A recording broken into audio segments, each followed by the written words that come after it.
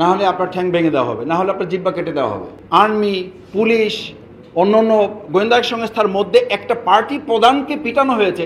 আমি জানি না যে এখানে সুধীমণ্ডলী আছেন, রাজনৈতিক দলের নেতৃবৃন্দ আছেন, সাংবাদিক আছেন, এই পর্যন্ত কাউকে গ্রেপ্তার করা হয়েছে। একটা পার্টি প্রধানকে পিটানো হয়েছে।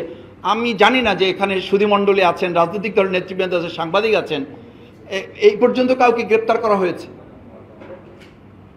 আমি জানি না কাউকে গ্রেপ্তার করা হয়েছে কিনা, সে যে দলেরই হোক।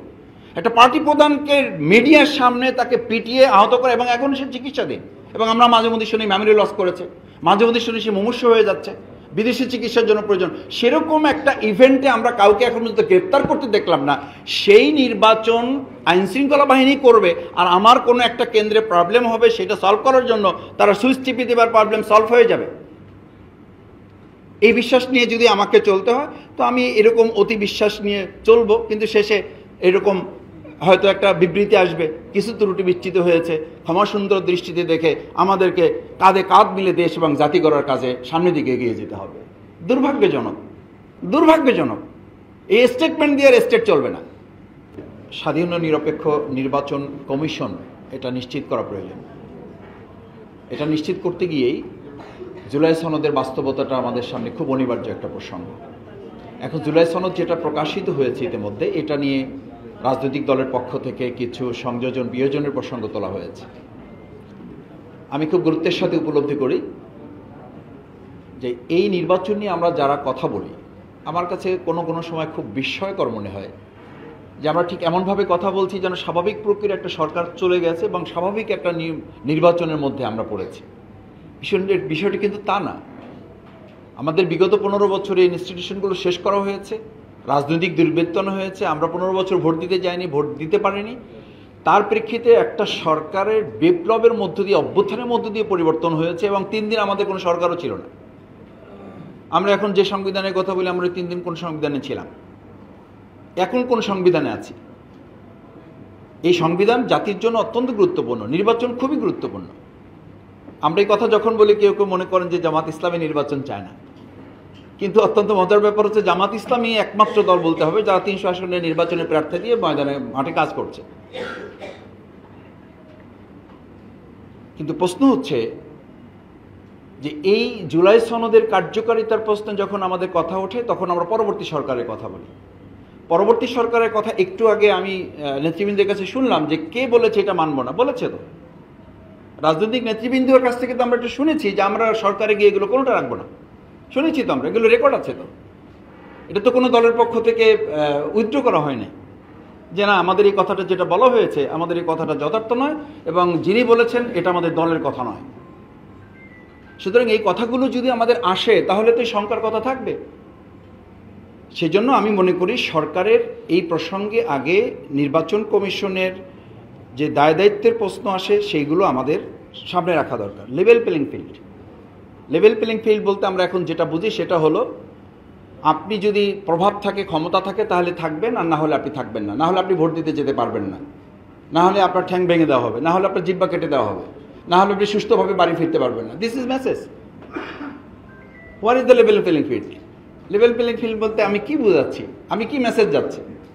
ঢাকা ইউনিভার্সিটি ডাকসু নির্বাচনের কথা বলে। ডাকসু নির্বাচন প্রত্যেক ছাত্রছাত্রী সুশিক্ষিত, সচেতন এবং স্বাবলম্বী, ফিজিক্যালি সে ক্যাপেবল।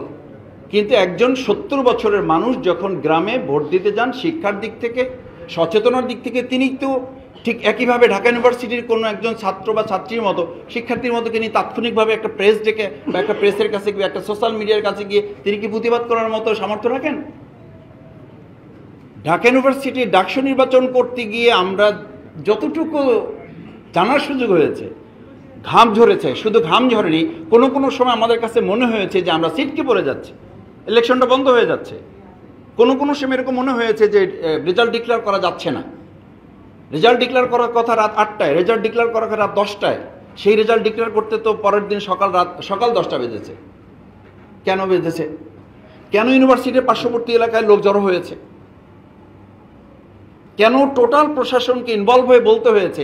যদি এটা হয় তাহলে একটা ছোট্ট ক্যাম্পাস মানে বাংলাদেশের তুলনায় এটা একটা ছোট্ট জায়গা, সেই জায়গাটাতে যদি গোটা প্রশাসন, রাজনৈতিক দল, শিক্ষার্থী ইনভলভ হয়ে করতে, তাহলে এত লক্ষ কেন্দ্রকে পাহারা দেওয়ার দায় দায়িত্ব এই সরকার কিভাবে রাজনৈতিক দলগুলোর সাথে আলোচনা করা ছাড়াই একটা ডেট দিয়ে আমরা রোড টু ইলেকশনের দিকে চলে যাচ্ছি?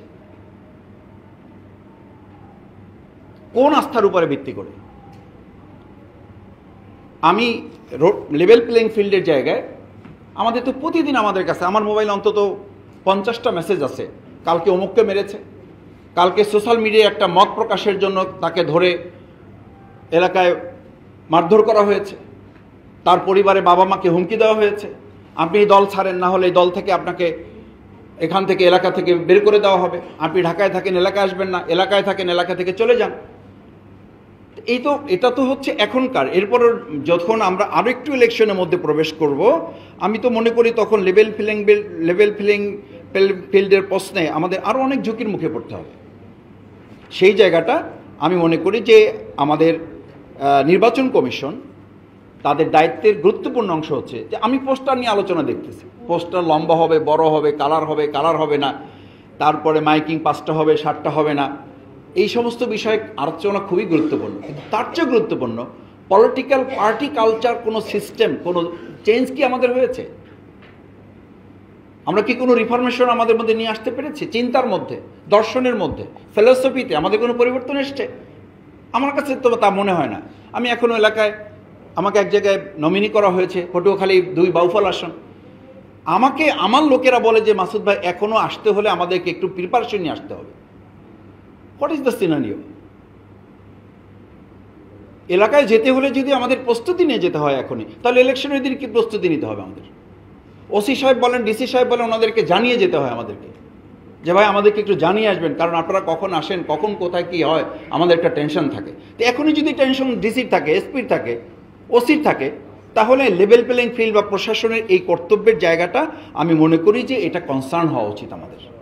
তৃতীয় যেটা আমি বলবো সেই জায়গাটা হচ্ছে, দেখেন আমরা ইলেকশনের জন্য আমাদের এখানে 4টা মূল কনসার্ন আমরা খুব গুরুত্বের সাথে বলেছি। আইন শৃঙ্খলা রক্ষায় যারা আছেন তারা একদম শেপ নিয়ে বসে আছেন। আমি এটা একেবারে সবার জন্য কমন বলছি না, শেপ নিয়ে বসে আছেন।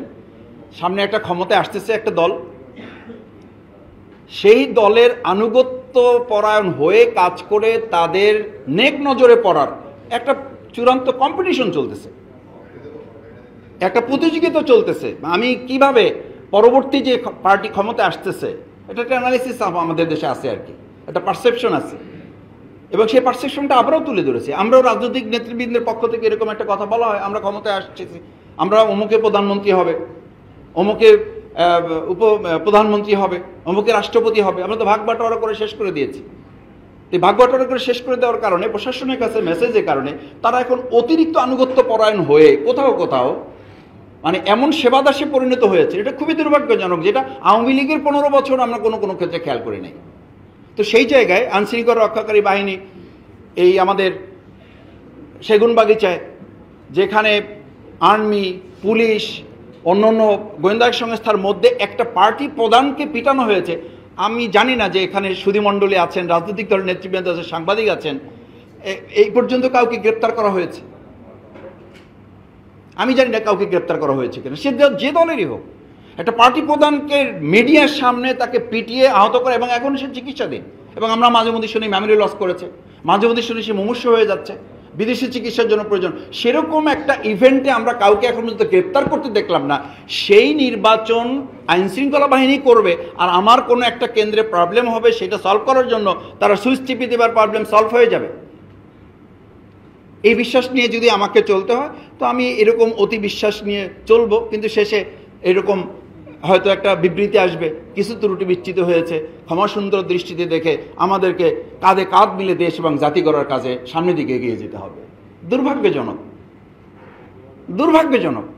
এই স্টেটমেন্ট দিয়ে স্টেট চলবে না। এই স্টেটমেন্ট তো আমরা দেখেছি, যাদের গ্রেপ্তার করার কথা তারা স্টেটমেন্ট দিয়ে দুঃখ প্রকাশ করছেন, তারা স্টেটমেন্ট দিয়ে বিচার চাচ্ছেন, অথচ তারা দায়িত্বে আছেন। প্রযুক্তির ব্যবহার আমরা যদি বলি, প্রযুক্তির ব্যবহার আমরা কতখানি করতে সরকার প্রস্তুতি নিয়েছে আমরা জানি না। সংস্কার কমিশনের মাধ্যমে প্রস্তুতি, জুলাই সনদের আইনি ভিত্তি তো আমরা এখনো করতে পারি না। জুলাই সনদের আইনি ভিত্তিটা তো আমাদের জন্য অত্যন্ত তাৎপর্যপূর্ণ, কারণ এটার উপরে ভিত্তি করেই আমাদের নির্বাচনে কিছু বাধ্যবাধকতা আসবে। আমি ক্যান্ডিডেট হিসেবে আমার বাধ্যবাধকতা আসবে, রাজনৈতিক দল হিসেবে যারা আছেন তাদের কিছু বাধ্যবাধকতা আসবে। সেই জায়গায় আমি রাজনৈতিক দলের কিছু করণীয় কথা কয়েকটা বলে আমি শেষ করে দেবো। গণতান্ত্রিক আচরণ বজায় রাখা। গণতান্ত্রিক আচরণে আমাদের কি এমন আমরা আচরণ বজায় রাখতে পারছি? আমাদের বক্তব্যের, আমাদের কথার মধ্যেই তো আমরা কোনো সৌজন্যতা এখনো ফিরে নিয়ে আসতে পারিনি। এখন কোনো টক শোতে কেউ বসতেও ভয় পায়, আগে সে জিজ্ঞেস করে আমার টক শো সহপার্টনারকে, টক শো সহপার্টনারকে, এটা না জেনে সে যেতে চাচ্ছে না। যেতে চাচ্ছে না কেন ভাই? আপনি সংসদে আস্থা রাখবেন, নির্বাচনে আস্থা রাখবেন, কিন্তু টক শোতে 3 জনে আস্থা রাখা যাচ্ছে না। প্রডিউসার যিনি থাকেন বলেন যে মাসুদ ভাই অমুকে আসবেন, আপনি যদি একটু ওনার ব্যাপারে রাজি হন তাহলে আমরা একটু ওনাকে ডাকতে চাই। তাহলে এই কোশ্চেন আমাকে বলা হলো কেন? বলছে মাসুদ ভাই এখন এটা একটা কমন কনসার্ন হয়ে গেছে, 3 জন মিলে টকশোতে থাকা যাচ্ছে না। প্রডিউসার ভয় পান যে এই 3 জনের মধ্যে ওখানে এমন পরিস্থিতি তৈরি হবে যে আইনশৃঙ্খলা বাহিনী নিয়োগ করতে হতে পারে, এবং সেই সিনিয়রগুলো তো আমরা দেখতে পাই। আপনি ওখানে আলোচনা হচ্ছে রাজনৈতিক দলগুলো কিভাবে জনগণের মধ্যে ঐক্য বিনির্মাণ করতে পারে। যারা ঐক্য বিনির্মাণের করার জন্য বয়ান দিচ্ছেন তাদের মধ্যে যে অনৈক্য তৈরি হয় সেটা তো গোটা জাতিকে বিভক্ত করে ফেলছে। কি ঐক্যের আলোচনা হচ্ছে ওখানে? কি ঐক্যের মেসেজ দিচ্ছে আমরা ওখানে? টেবিল চাপড়ানো হচ্ছে, একজন উঠে দাঁড়িয়ে যাচ্ছে। আমি আলোচনায় গিয়ে লম্বা করছি, আমি বলছি এই মেসেজগুলো আমাদের মাথায় নিতে হবে। এই কারণে রাজনৈতিক দলের কোনো বেসিক চেঞ্জ তো আমরা নিয়ে আসতে পারি নাই। এ ব্যর্থতা জামাত ইসলামী হিসেবে আমিও নিচ্ছি। আমরা এই আলোচনায় যাচ্ছি না, আমরা আলোচনায় যাচ্ছি প্রশাসনে, আমরা আলোচনায় যাচ্ছি আইনশৃঙ্খলা বাহিনী, আমরা আলোচনায় যাচ্ছি অন্তর্বর্তী সরকারে যারা আছেন। কিন্তু আমাদের দায়িত্বটা কি? আমরা অন্তর্বর্তী কমিশনের সমানে নোট অফ ডিসেন্ট দিচ্ছি, আমরা এই জাতীয় ঐক্যমত কমিশনে আমি বলছি যে এটা আমরা এটা মানব না, সুতরাং এটা হবে না। যদি তাই হয় তাহলে পরবর্তী সরকার এটা মানবে। এটা আস্থার জায়গা তৈরি করার জন্যই তো বাংলাদেশ জামাত ইসলামী আরও কিছু রাজনৈতিক দল মিলে একটা কথা বলেছে, প্রফেশনাল রিপ্রেজেন্টেশন। টিআরএস সিস্টেমে আমরা আসি, জাতীয় সরকার গঠনের এটা তো একটা পদ্ধতি। আমরা যে ফ্যাসিস্ট থেকে স্বৈরাচার যেন আর কোনো সরকার এককভাবে এই দেশের মানুষের মালিকানার জায়গায় পৌঁছার একটা মানসিকতা তার মধ্যে তৈরি করতে না পারে, সেই জায়গাটার জন্যই তো আমরা বলছি যে প্রফেশনাল রিপ্রেজেন্টেশনে সকল ছোট বড় দল যারা আছে সেই জায়গাটা কিছু সেটা লিমিটেশনস আছে। আমরা বলছি যে এটা মানে অ্যাটেনশনে নেওয়া হয়, তারপর আলোচনার মাধ্যমে ছোটোখাটো বিষয়গুলো আমরা সেখানে সমাধানের রাস্তা বের করতে পারবো। আমি সবশেষ অনুরোধ করব যে আজকে এখানে আমরা যে নাগরিক কোয়ালিশনের রোড টু ইলেকশন সমাজের করণীয়, নাগরিক সমাজের করণীয় দুটো পয়েন্ট বলে শেষ করে দিচ্ছে। একটা হচ্ছে নাগরিক সমাজের মূল করণীয়টা হচ্ছে আমাদের একটা প্রভাব বা একটা প্রেশার তৈরি করা এই সরকার এবং নির্বাচন কমিশন।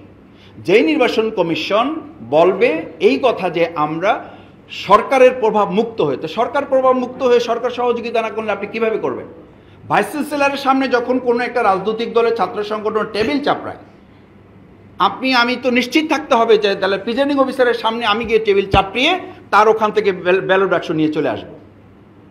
কি হয়েছে তাহলে আমাদের এই যে আইনশৃঙ্খলা রক্ষাকারী বাহিনী ছিল তো ডাকসু ইলেকশনে, কিন্তু আইনশৃঙ্খলা রক্ষাকারী বাহিনীর কাছ থেকে আমি বারবার শুনেছি যে সামগ্রিক সহযোগিতা না হলে শুধুমাত্র আইনশৃঙ্খলা রক্ষাকারী বাহিনীর পক্ষ থেকে আমরা ইলেকশনটা সুষ্ঠু করতে পারবো না। আমি নাগরিক সমাজের প্রতি দুটো কথা বলছি। এক, নাগরিক সমাজের মধ্যে এই প্রভাব তৈরি করতে হবে যে সরকার এবং ইলেকশন কমিশন দুটো মিলে একটা সমন্বয় করা। নাম্বার 2 হচ্ছে নাগরিক কমিশন ভোটারদের এই সচেতনতা তৈরি করা যে আমরা প্রত্যেক জায়গায় সরকারের সহযোগিতা নিয়ে না, বরং নাগরিক সমাজই ওখানে প্রধান এলিমেন্ট হিসেবে কাজ করবে, যাদের সচেতনতার মাধ্যমে প্রশাসন কাজ করতে বাধ্য হবে এবং এককভাবে তারা না, বরং নিরপেক্ষতার জায়গা থেকে একটা ভূমিকা পালন করবে। সবাইকে ধন্যবাদ জানাচ্ছি। ধন্যবাদ।